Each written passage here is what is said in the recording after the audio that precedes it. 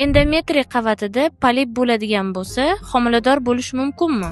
Endometriy qavatida polip bo'lsa, homilador bo'lmaslikka olib kelish ehtimoli bor. Agar UZI tekshiruvi tekshirilganda endometriy qavatida polip aniqlansa, albatta gastroskopiya amaliyotini o'tkazib, poliplarni oldirish kerak va ularni histologik analiz tekshirish kerak bo'ladi. Agar hayz 7-10 kun kelmasa, uni homilador bo'lganini qanday aniqlash mumkin?